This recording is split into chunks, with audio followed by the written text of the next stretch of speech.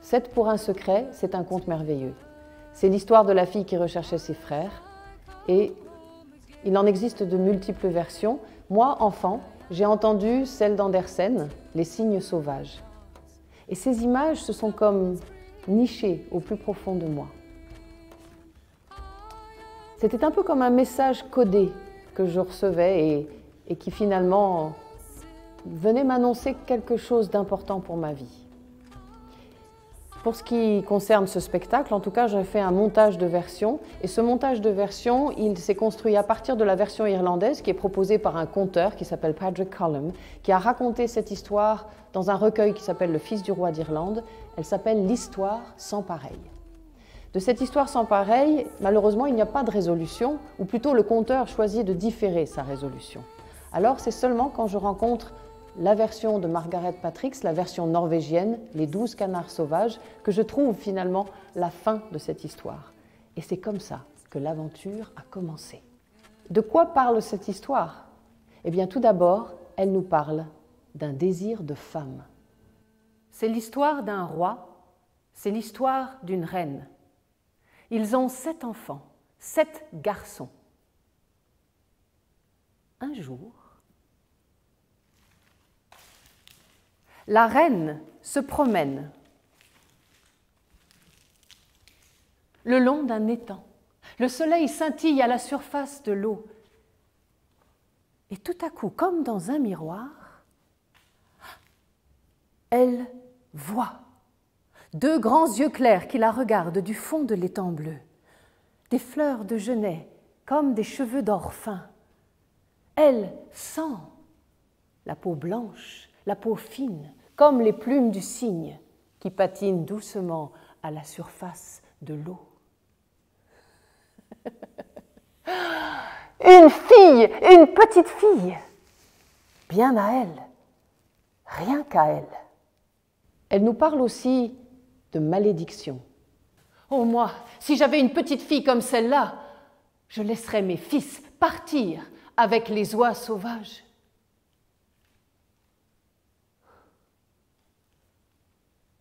Elle rentre au château.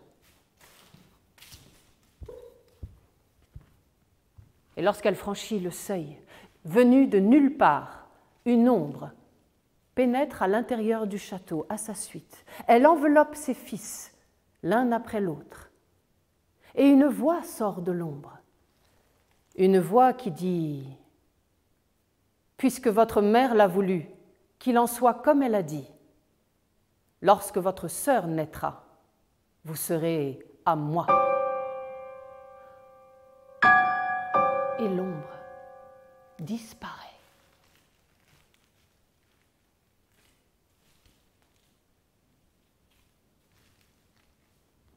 Et 3 fois 3 mois plus tard, les fleurs de genêt fleurissent à nouveau. Et avant que le cygne ne revienne à l'étang, la reine accouche d'une petite fille.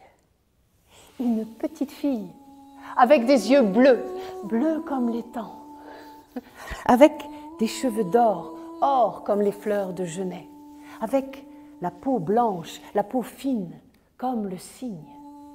With eyes, eyes as blue as the pond, with hair, hair as golden, golden as the gorse flowers, with a skin as white as lily white as the swan.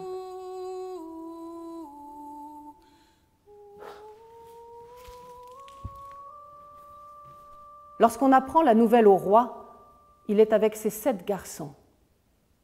Et à nouveau, venue de nulle part, l'ombre pénètre à l'intérieur du château. Elle enveloppe ses fils comme dans un grand manteau. Ils disparaissent l'un après l'autre. Et lorsqu'ils ressortent de l'ombre, ils se transforment en oiseaux, 7 oies sauvages qui d'un seul coup d'aile s'envolent vers le pays des brumes.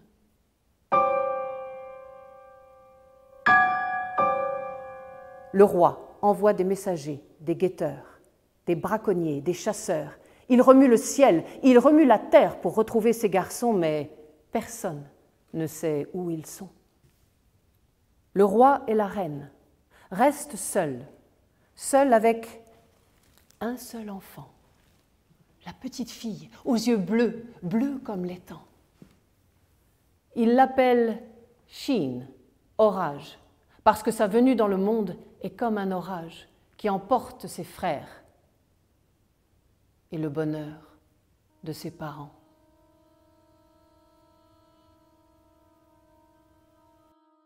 Elle nous parle de secret familial.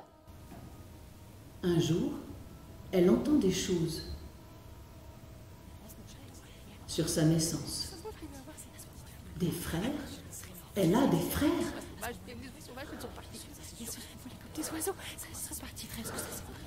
Ça résonne dans sa tête. Chaque jour, elle pense, elle imagine, elle réfléchit, elle questionne. Elle se souvient ou croit se souvenir. Et puis c'est le noir.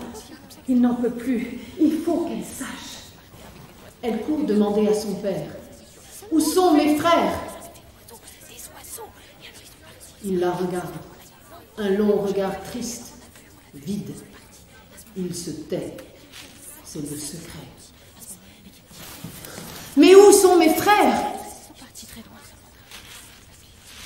Les serviteurs du château baissent les yeux. Personne ne dit vraiment. Et chaque jour, ça recommence. Elle pense, elle imagine, elle réfléchit, elle questionne. Ça résonne dans sa tête. Ça résonne dans sa tête.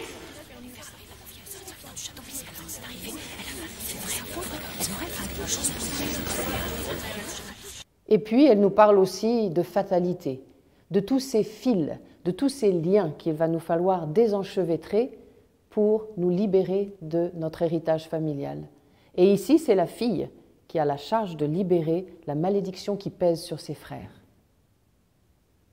Et c'est son frère aîné qui lui dit « Si tu ramasses le duvet des plantes qui poussent dans le marais, si tu files ce duvet avec ton fuseau, si avec ce fil tu fais une toile, si avec cette toile tu tisses des chemises, si tu prépares 7 chemises, chacune à notre taille, si tu fais tout cela sans jamais crier, sans jamais rire, sans jamais pleurer, sans jamais dire un seul mot, alors nous serons sauvés.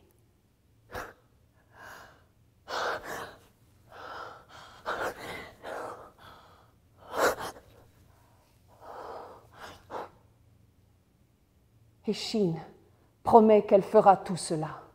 Elle ne criera pas, ne rira pas, ne versera pas une larme, ne dira pas un seul mot.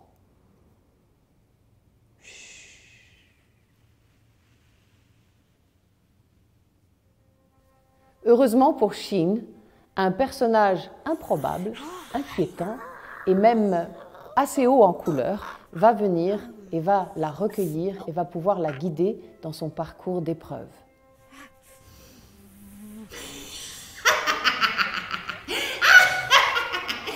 La vieille fortunée, c'est une vieille, vraiment vieille. Une vieille.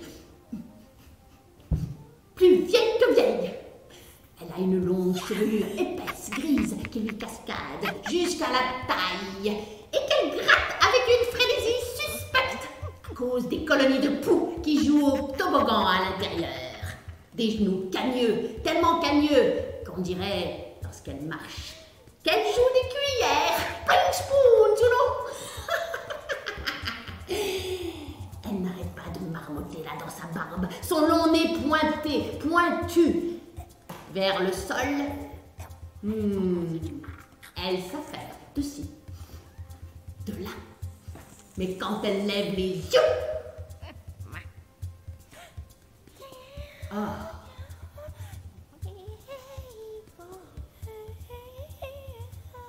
quand elle lève les yeux, tout le monde retient son souffle.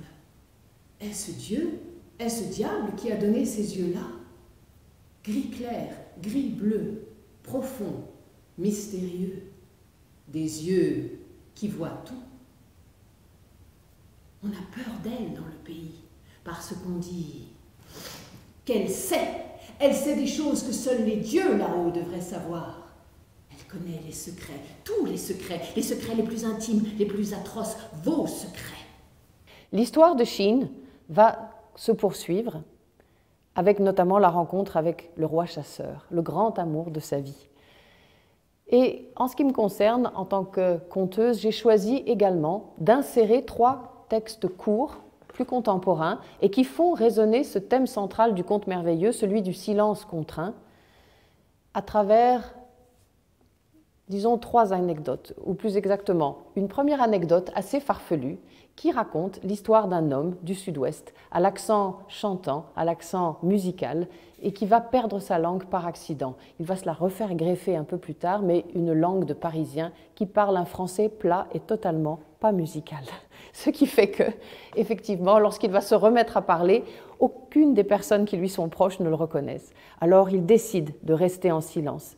Et ainsi, sa femme, ses amis et ses fleurs reviennent vers lui.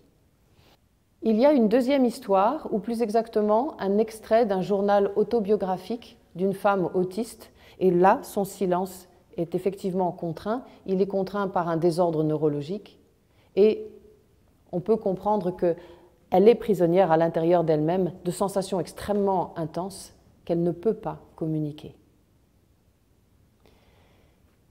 Enfin, j'ai choisi de raconter la rencontre entre Sir Thomas More et Henri VIII. Parce que le silence de Sir Thomas More va résonner sur toute l'Angleterre lorsqu'il se retrouve face à Henri VIII, qui cherche par tous les moyens à obtenir la validation de son union avec Anne Boleyn. Maintenant, pour vous parler du traitement artistique, il faut quand même dire que c'est un sacré défi pour un conteur ou une conteuse de raconter l'histoire d'une héroïne qui ne peut pas parler.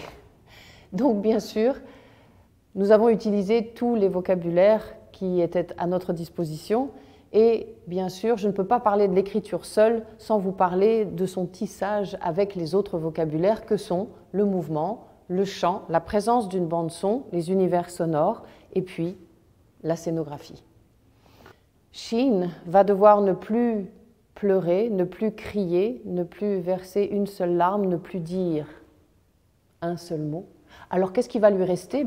Son corps qui est son seul refuge, l'endroit où elle va pouvoir retrouver une certaine intimité. Seulement, puisqu'elle ne peut pas l'exprimer, c'est là que la bande-son va venir prendre le relais et exprimer tout ce qu'elle ne peut pas montrer. Les univers sonores sont beaucoup autour du thème de l'automne, des feuilles mortes, du dénuement. La scénographie le reprend aussi avec le thème du tumulus et des tissus qui sont également dans ces couleurs automnales. Eh bien, toute cette ambiance va nous permettre de faire exister les 2 plans, c'est-à-dire ce qui se passe du côté du monde de la réalité crue et ce qui se passe à l'intérieur de Sheen, qui ne peut rien exprimer, qui est comme prisonnière à l'intérieur d'elle-même.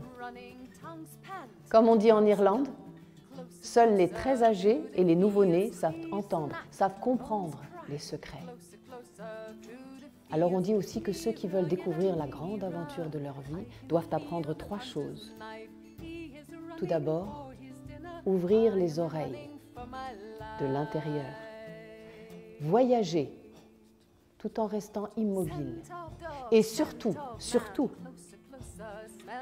devenir ami avec le silence.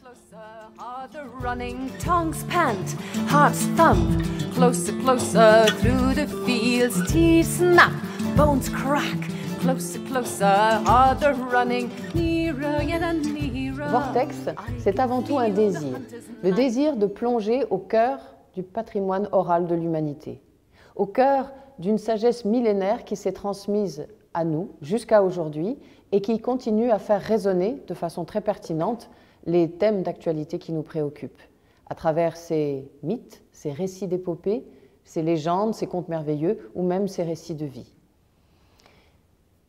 De cette source généreuse sont nés toutes sortes de spectacles qui s'adressent aussi bien à la petite enfance, aux adolescents ou aux adultes, mais aussi à toutes ces générations confondues. Vortex, c'est aussi une équipe artistique, bien sûr, avec des partenaires, metteurs en scène, musiciens, danseurs, photographes, vidéastes, techniciens ou régisseurs. Tout un pan du répertoire de la compagnie Vortex évoque l'Irlande, son histoire et ses chants gaéliques, parfois franchit la frontière jusque vers l'Écosse et le pays de Galles. Et c'est ainsi que les spectacles voyagent. Ils voyagent en France, en Europe, parfois plus loin encore, en français ou en anglais. Mais ce désir de transmission ne s'arrête pas aux histoires ou aux répertoires venus d'ici ou d'ailleurs. Des formations, des stages sont proposés qui s'adressent aux professionnels du spectacle, aux professionnels de la jeunesse et de la petite enfance, aux amateurs, au monde de l'entreprise également, mais aussi aux enfants, aux collégiens ou aux lycéens. La compagnie Vortex est née en 2014 en Île-de-France, mais aujourd'hui elle est implantée depuis 2017 à Lectoure, dans le Gers. Et elle y propose des actions de territoire, comme par exemple du collectage de récits, qui peut parfois aussi déboucher sur la création de spectacles, mais aussi la création d'événements culturels, peut-être même un festival des arts du récit. Oui, vous l'avez compris, la compagnie Vortex est éprise de transmission.